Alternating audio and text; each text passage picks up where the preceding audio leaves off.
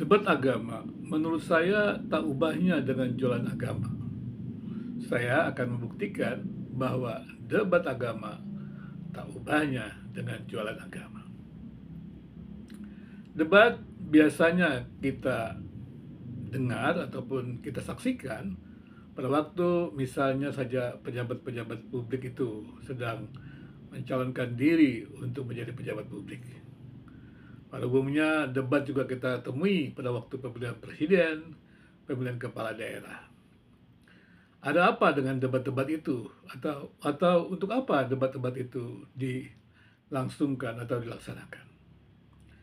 Debat adalah untuk mengukur apakah kebijakan para calon pemimpin kepala daerah atau pemimpin atau presiden itu memiliki kebijakan-kebijakan yang memang berpihak kepada rakyat atau kebijakan-kebijakan yang bisa menjamin terjadinya pembangunan yang lebih baik atau terjadinya usaha-usaha untuk mensejahterakan rakyat Indonesia atau menghadirkan Indonesia yang kuat. Nah, itulah tujuan daripada debat itu. Dan karena itu, setiap pasangan calon mempunyai kebijakan-kebijakan, mempunyai program-program. Kita sebutnya program-program. Karena ini akan menjadi kebijakan, jadi tawaran kebijakan. Jadi mereka menawarkan kebijakan yang mereka unggulkan untuk membangun Indonesia. Demikian juga saat ini kita sedang lihat bagaimana para calon kepala daerah menawarkan program-program unggulannya yang akan menjadi kebijakannya untuk bisa menghadirkan daerah yang lebih sejahtera begitu.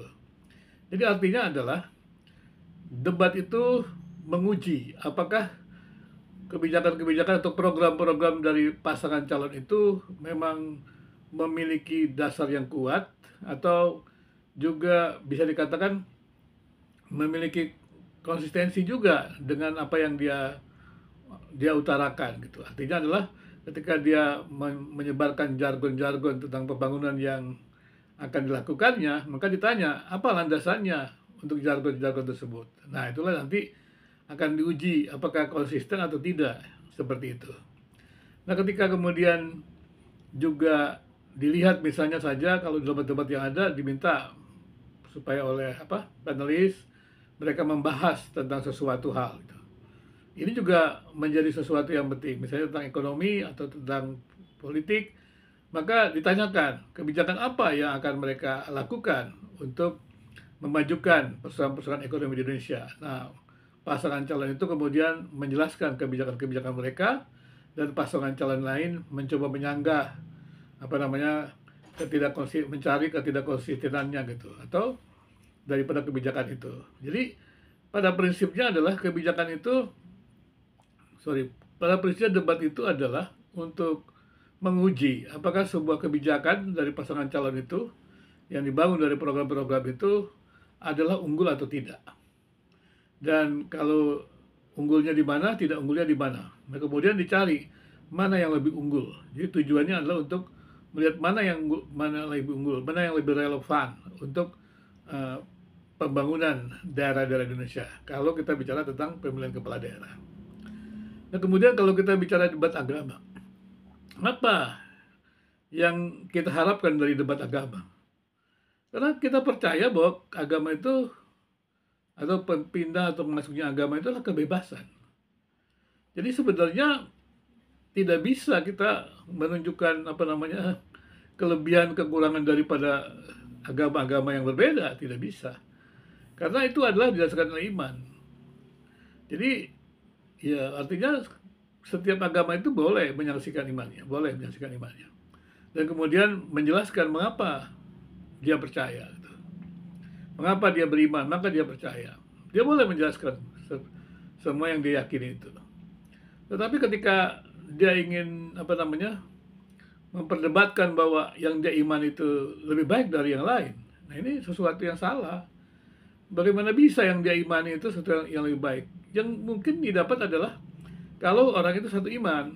Misalnya di dalam satu iman itu ada diskusi tentang rumusan-rumusan iman itu yang memang lebih baik, atau konstruksi dari iman kepercayaan doktrin itu lebih baik atau tidak, itu dari orang yang seiman. Tapi dari orang yang tidak seiman tidak bisa.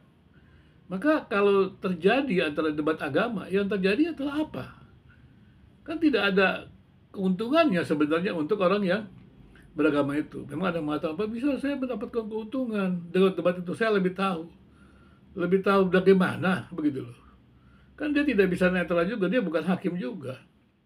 Dia hanya tahu ya, apa namanya, persoalan-persoalan, debat itu, perbedaan dengan, apa namanya, perbedaan dan persamaan aja. Tapi lebih banyak perbedaan itu. Yang karena yang ditunjukkan dalam debat adalah perbedaan. Dan mana yang unggul, mana yang tidak unggul. Dan kemudian bagaimana ya pendengar itu menghakimi mana yang unggul, mana tidak unggul. Padahal itu soal agama, karena nggak soal iman. Dia tidak bisa membandingkan unggul tidak unggul. Ya. Jadi tidak bisa debat agama itu menurut saya tidak ada dasarnya. Apalagi kemudian yang kita kerap dengar adalah ketika mereka menafsirkan tafsir agama ini artinya begini dan itu lebih lebih unggul, ya lebih rasional dengan buku lain. Itu menjadi persoalan juga bagi saya. Jadi menurut saya ya debat-debat agama itu, minta maaf ini teman-teman debater ini, itu jualan agama. Ya. Seperti pejabat publik yang jualan program untuk dipilih pejabat publik. Jadi untuk apa sih mengadakan debat-debat agama hanya untuk tujuan agama? Itu yang yang didengungkan oleh Dahlan Iskan dari pemimpin eh, Yayasan Sosial Susi ya. Jadi kalau ada mereka tidak adakan kebaktian, mereka tidak akan doa. Kenapa? Karena ternyata doa, kebaktian, pembangunan rumah ibadah itu jadi persaingan marketing.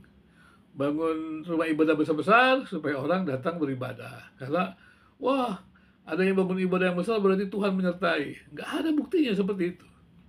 Itu doa-doa kemudian terjadi sesuatu, doa kesembuhan. Ya, memang kemudian dikatakan tuh di sini ada sesuatu yang lebih baik. Padahal nggak bisa begitu. Itu kan ya, apa namanya di dalam kedaulatan Tuhan. Ya, akhirnya terjadi pertarungan. Ya.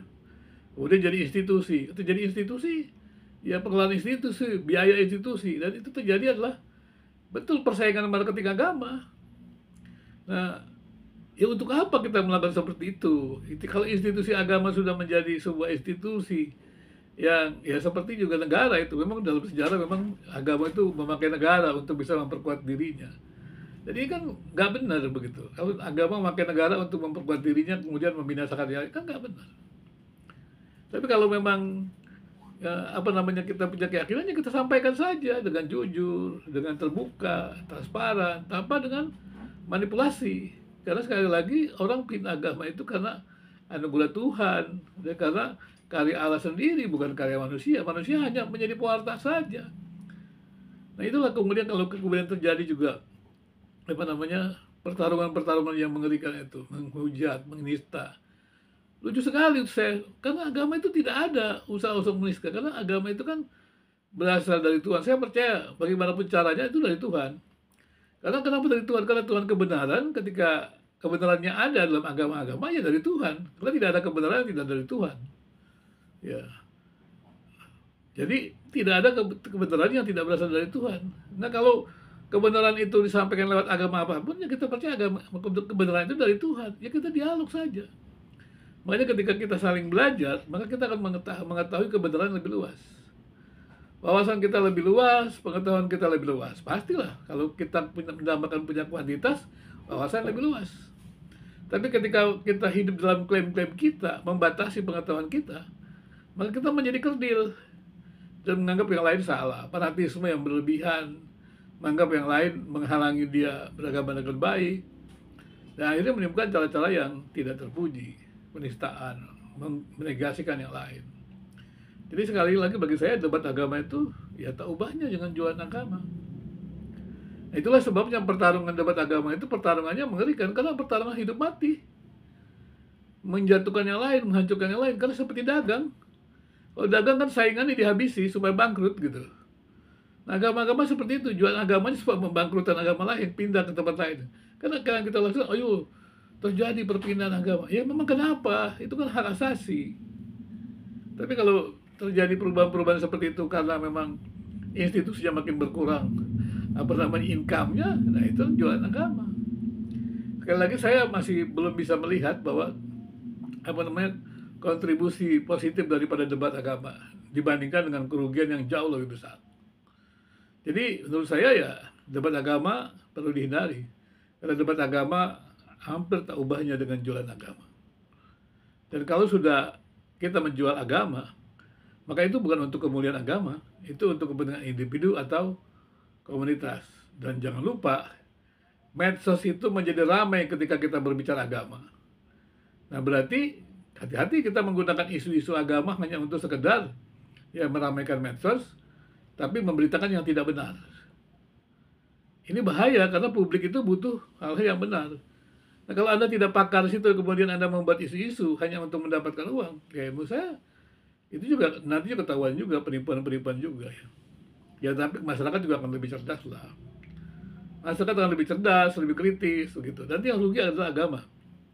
Kalau agama itu dipolitisasi, dimanipulasi, yang rugi agama. Maka orang-orang yang betul-betul mencintai Tuhan, orang-orang yang betul-betul mengasihi Tuhan, mengasihi sesamanya, dan memuliakan agama, memuliakan Tuhan, maka dia akan menghindari debat-debat agama yang meminggirkan yang lain. Tapi mereka akan saling belajar untuk bersama-sama makin mengenal Tuhan lebih lebih dalam, lebih luas. Sehingga pikiran orang-orang beragama itu bukan pikiran yang picik, yang menindas orang lain, tidak. Tapi pikiran yang luas, pikiran yang penuh kasih, pikiran yang mau belajar dari yang lain. Itulah yang membuat kita bisa hidup bersama dengan baik. Kalau kita tidak bisa hidup bersama dengan baik, maka kehancuran bersama akan terjadi. Tidak ada ya perdamaian tanpa perdamaian agama-agama. Berarti kalau tidak ada perdamaian, maka sulitlah dunia ini hari demi hari makin baik. Meskipun agama-agama itu menubatkan kehancuran dunia, tapi janganlah kita menjadi bagian orang yang menghancurkan dunia.